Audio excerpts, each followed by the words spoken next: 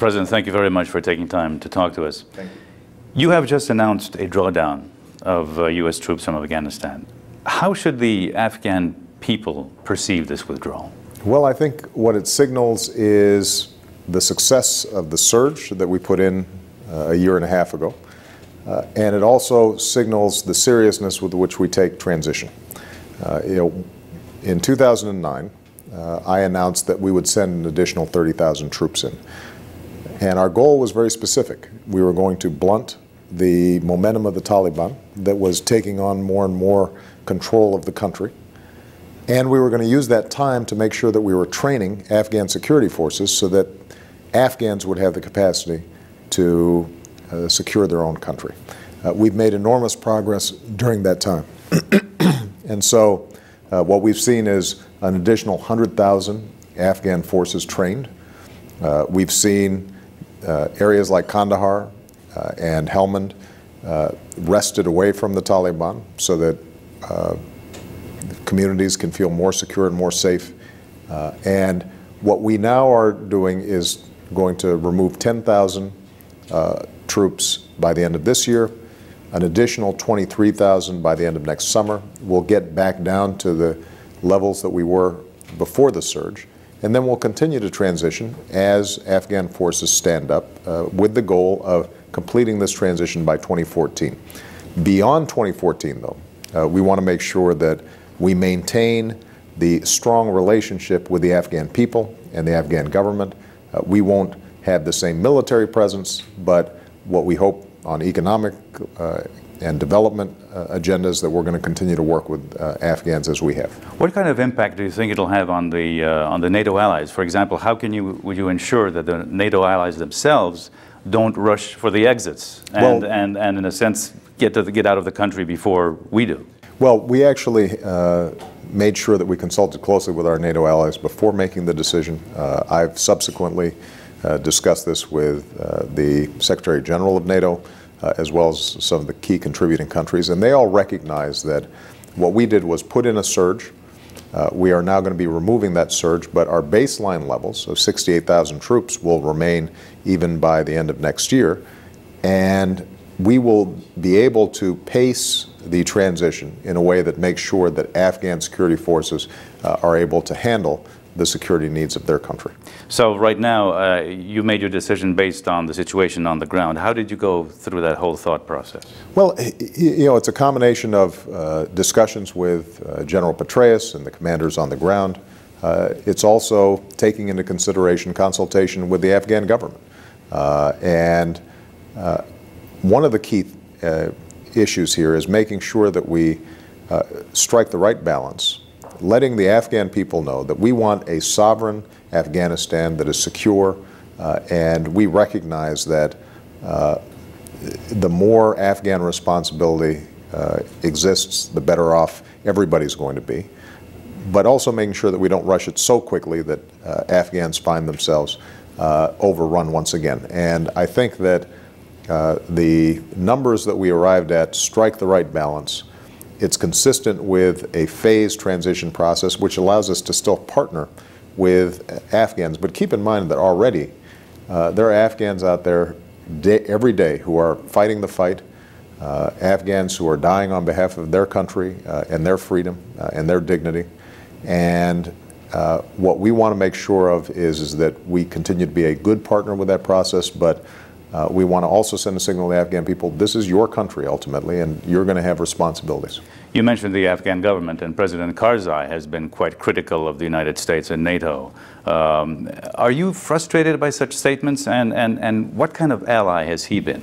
Well, overall, President Karzai, I think, has the same strategic interests that we have, which is a sovereign and secure Afghan government that is able to determine its own destiny, and sees the international community in general and the United States in particular as a strong partner that can support Afghan aspirations.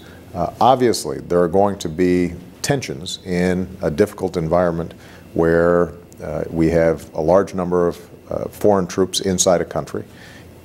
It is true that there have been times where the tactics on the ground day to day result in tensions, but overall, his interest in making sure that Afghanistan is not a safe haven for terrorists, that there is a adherence to the Afghan Constitution.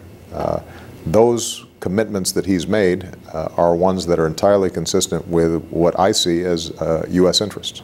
We've talked about the European allies, NATO, and as you know, there is a weariness, a war fatigue in Europe. And do you sense the same war fatigue here? And what do you do to take care of such weariness? Well, look, there's no doubt that after almost 10 years of war in Afghanistan, that the toll in terms of lives lost and money spent is going to wear on people.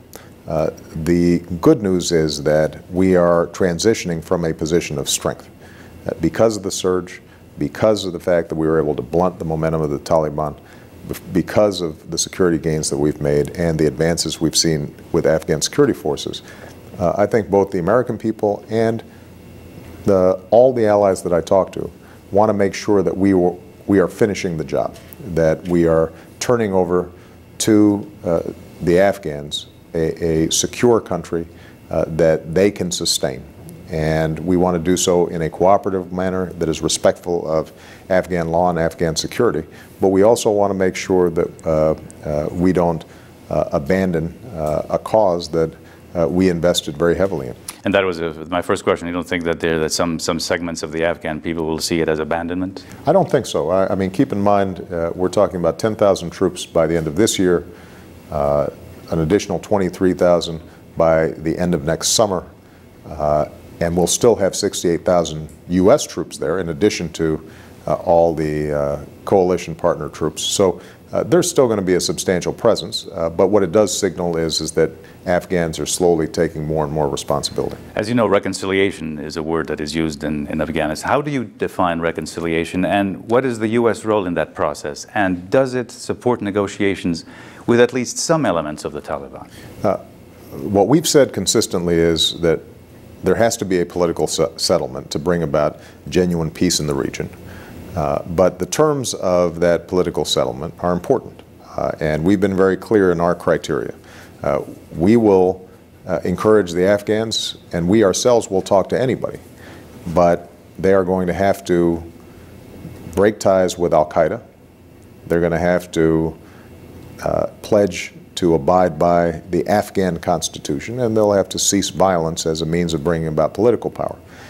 If they take those steps, then I think that there's a strong possibility of creating the kind of political settlement that would finally give Afghans relief from 30 years of war. But it's important that our military efforts continue to support these political efforts, and that means that the Taliban and others understand that they're not simply going to be able to outlast us, that we're going to be in a position to continue to put pressure on them to make sure that they come to the negotiating table with a spirit of observing Afghan constitutional law. Inevitably, when one talks about Afghanistan, one talks about Pakistan. And now that we're beginning the withdrawal from Afghanistan, has the focus now shifted on Pakistan? Well, I think the focus shifted to Pakistan, or at least my view 2 years ago was that you had to look at Afghanistan and Pakistan as part of a similar problem. That border region in which extremist elements had taken control and were providing al-Qaeda safe haven from which to launch attacks into Afghanistan, into Pakistan, and around the world. And so we've sought to strengthen cooperation with Pakistan. Obviously, that has created tensions as well, but overall, Pakistan has cooperated with us in our intelligence collection efforts, in striking at high-value targets within Pakistan. We think that no country has suffered more from terrorist attacks than Pakistan. And so this is entirely in their self-interest. And we think that Pakistan has a legitimate role to play as part of the reconciliation process. I know President Karzai in his travels to Islamabad agreed that Pakistan and Afghanistan, along with the United States, should create a core group that can try to discuss how we proceed in this process. But Pakistan has not only a responsibility, but also, I think, a deep interest in dealing with the terrorist elements that are still in their territory. But it's quite clear that the relationship between the United States and Pakistan has cooled. How do you plan to repair that deteriorating relationship between Islamabad and Washington? Well, I think what's happened is that the relationship has become more honest over time, and that raises some differences that are real. And obviously, the operation to take out Osama bin Laden created additional tensions. But I had always been very clear to Pakistan that if we ever found him and had a shot, that we would take it.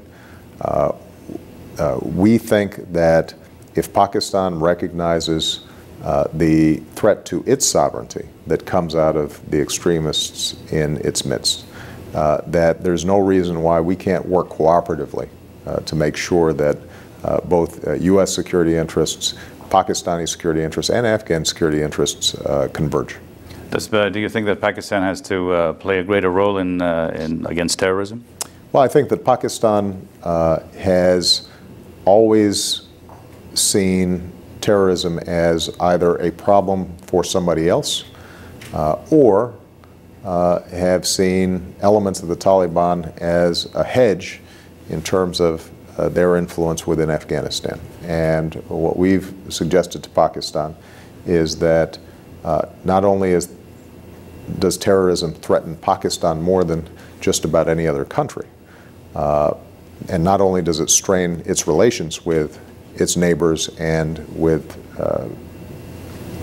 friends like the United States, but that if it is having a direct relationship with the Afghan government that is constructive, that there's no reason for them to see the Taliban as a hedge against Afghanistan. Instead, they should see the Afghan government as a partner that they can work with. Coming back to Afghanistan, do you think that the European allies should do more? Because that has been, as you know, some leitmotif of Secretary Gates, and especially in the last couple of weeks, very critical of what the Europeans and the NATO has been doing. Can they do, or should they do more? Well, I think the sacrifices that our European allies have made in Afghanistan have been extraordinary. I mean, if you look at the number of British troops who've suffered extraordinary casualties, if you look at the French, the Italians, the Dutch, all of whom have lost significant numbers of lives. If you look at many of the Central and Eastern European states who have substantial numbers, in some ways they're punching above their weight compared to their overall military strength. We've been very impressed with what they've been able to do. Now, what I think is true is that there are larger questions about where we go as the NATO role evolves and as all of us feel significant pressures on our military budgets. And I think Secretary Gates was speaking less about European participation in Afghanistan, which has been actually quite robust and sustained, but rather as we think about future operations and future capacity, is Europe going to recognize that it has to be a full partner with us in NATO operations? You mentioned military budgets, and I'm sure that one of your considerations for your withdrawal policy is the cost of the war. And it's a broader question: is to what extent does the current budget crisis drive your foreign policy in terms of what the U.S. can and can't do? Well, the truth is that these considerations were not based on budgetary calculations. They were based on a strategy that I had laid out 18 months ago and that I wanted to make sure we abided by, because I had made a commitment to the American people that this surge would only last for 18 to 24 months. So first and foremost, it was driven by the strategic recognition that the only way for us to have a secure secure Afghanistan over the long term is to make sure that Afghans have capacity and that we can't patrol villages and police their streets. Ultimately, Afghans have to do that.